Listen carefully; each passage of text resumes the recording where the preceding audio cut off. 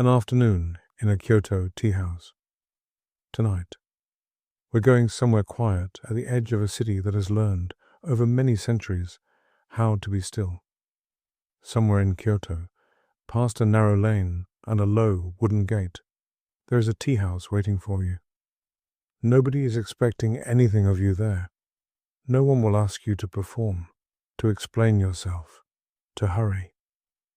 There is only tea and paper light, and a garden just beyond the window that has been growing quietly for longer than either of us has been alive. Let your hands rest wherever they are right now. Let's begin. You step through the gate first, and the sound of the street falls away behind you almost immediately, as though the wall itself has decided to hold it back. The path beneath your feet is stone, laid unevenly on purpose, so that you have to look down and place each step with a little care. This is called the roji, the dewy path, and it exists for exactly this reason, to slow you before you arrive anywhere. Moss grows thick and green between the stones. A stone basin sits low to your left, water trickling from a bamboo pipe into its worn granite bowl. And though no one told you to, you find yourself pausing there, cupping a little water in your palm, letting it run cool over your fingers before you shake them dry. The air smells of wet stone and cedar, and something faintly sweet, some flowering thing you can't quite name, growing just out of sight beyond a low hedge. A single maple leans over the path ahead of you, its leaves not yet turning, still deep and green in the late summer light, though you can feel that autumn is somewhere nearby, not far off now. The tea house itself is smaller than you expected, low, dark timbered, the roof thatched and soft-edged with age. You have to bend slightly to pass through the entrance. This, too, is intentional, a small humbling built into the architecture itself, so that everyone who enters, regardless of who they were outside, arrives the same way, ducked low, unhurried, equal to everyone else who has ever come through this door. Inside, the light is the color of weak tea itself, filtered gold-white through paper screens that have been stretched over wooden lattice for who knows how many years. You can see the faint grain of the wood behind the paper. The floor is tatami, woven rush matting under your knees, giving slightly with your weight, releasing a dry, grassy scent that reminds you of hay left out in late sun. You settle onto a cushion near the low table. Your knees fold beneath you with an ease that surprises you, as though your body already knew this shape, had been carrying it somewhere inside itself all along. A single scroll hangs in the alcove across from you, the tokonoma, with 3 brushed characters you cannot read, and beside it, a single flower in a narrow vase. Nobody has tried to impress you with abundance here. The tea master says very little, she moves instead. You watch her hands as she folds a cloth, small and precise, the fabric making a soft, papery sound as it creases. She lifts the tea bowl, wide, rough-glazed, the color of a winter sky, and wipes its rim slowly, unhurried, the way you might smooth a blanket over someone you love. There is no rush anywhere in this room. Time itself seems to slow down to meet it. She whisks the matcha with a bamboo whisk, quick wrist movements that stay quiet, and a pale green foam rises to the surface of the bowl, fine bubbled. The smell reaches you before the bowl does. Grassy, slightly bitter, faintly of seaweed and spring rain.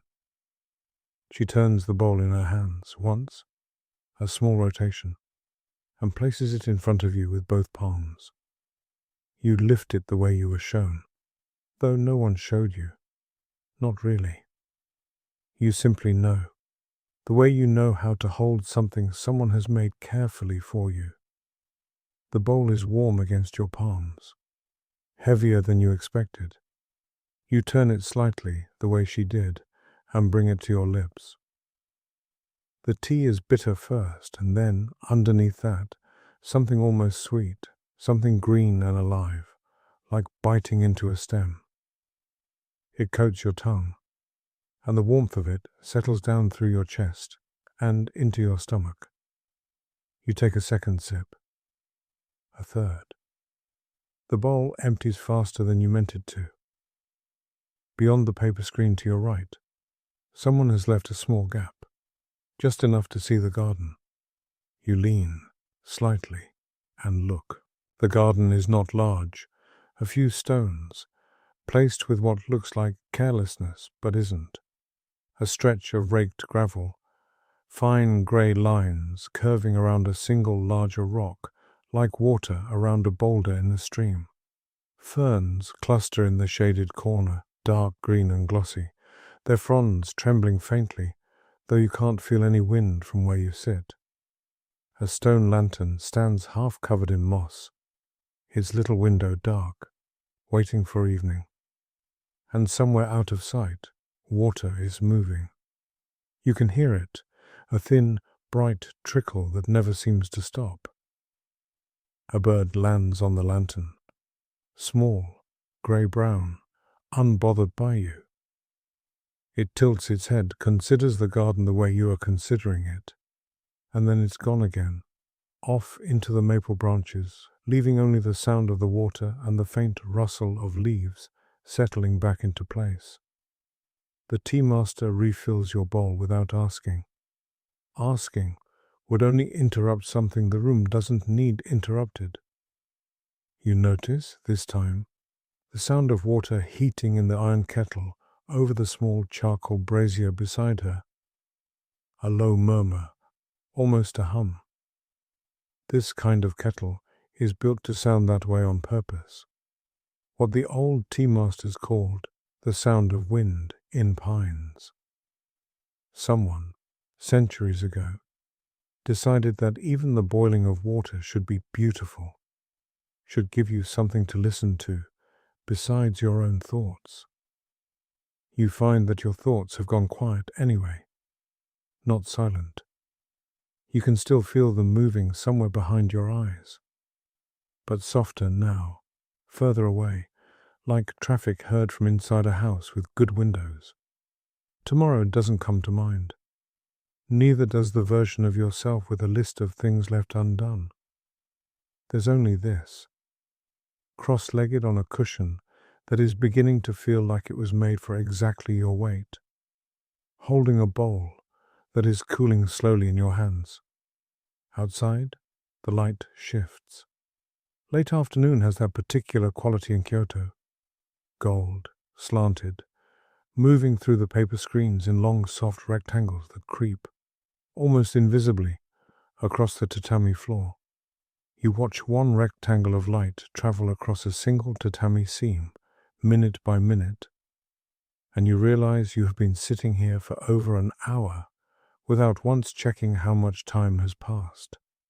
A sweet is offered to you on a small ceramic plate, wagashi, shaped like a maple leaf, though the real ones outside haven't turned yet.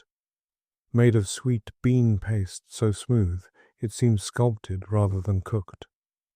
You eat it slowly, in small bites, the sweetness arriving in a way that makes the bitterness of the tea when you drink again taste even richer.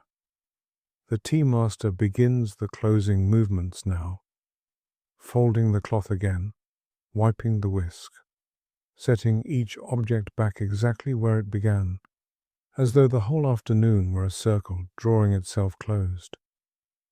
There is no goodbye in these gestures. Not exactly.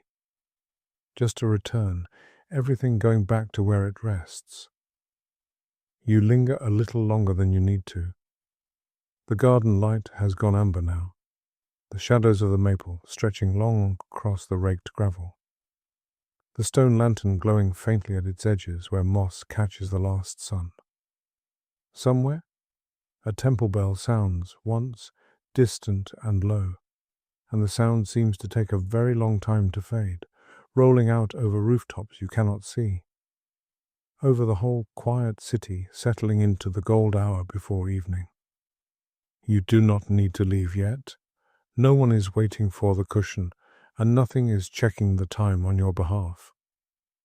You could sit here for another hour, watching the light change color on the tatami, listening to water moving somewhere just out of sight, feeling the last warmth of the bowl fade slowly from your palms. And when you finally do rise, slowly, unfolding legs that have grown pleasantly heavy beneath you, you find that the humbled doorway lets you out, just as gently as it let you in. The dewy path is waiting, moss soft underfoot, the stone basin trickling quietly beside it. You do not rush along it.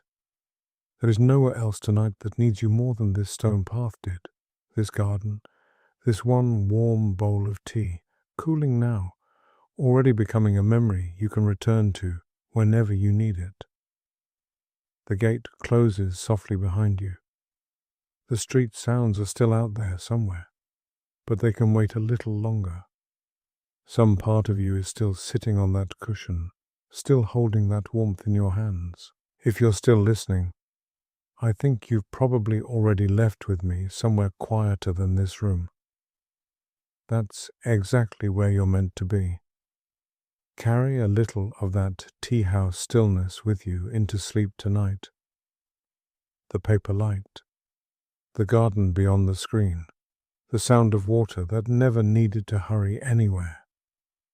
I'll have another quiet place ready for you next time. Good night.